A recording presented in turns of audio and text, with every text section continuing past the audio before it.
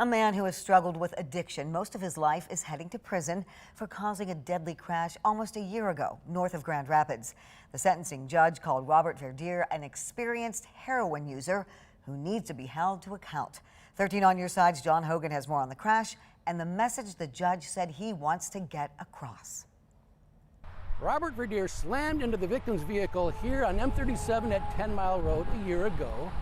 Now, he initially told the ambulance crew that he was shooting up behind the wheel. He later changed his story and said, no, he shot up beforehand. It didn't matter. The judge told Verdier that this long history of substance abuse is sending him to prison.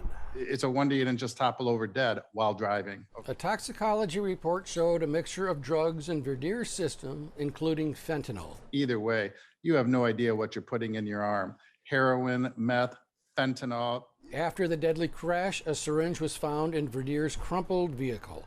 He entered a plea to operating under the influence causing death. That's a 15-year felony. Before he was sentenced, Verdier apologized to the family of 63-year-old Ken Nadering, a married father of 3.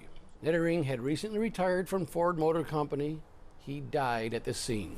The victim's widow, Emily Nadering, was in the passenger seat and was also injured. The impact killed Ken instantly, although I didn't know that. I now have 2 new grandchildren that he will never see grow up. Emily Nadering asked for the harshest punishment possible. He has shown a reckless disregard for human life. Judge Kurt Benson sentenced Verdier to between 7.5 and 15 years in prison. The judge noted that Verdier was traveling at an estimated 100 miles per hour.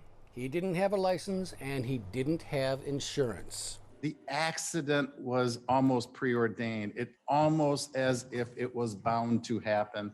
And in your heart of hearts, you know it. Verdier also has to pay nearly $3,200 in fees, fines, and costs. I can try that's all I can do because I can't change the world, but I know I can change myself. So you've affected and hurt a lot of people in your life because of this. I hope you reflect upon that in your time in prison. The judge ordered Verdier to show up at jail this week. Verdier will then be turned over to the Michigan Department of Corrections.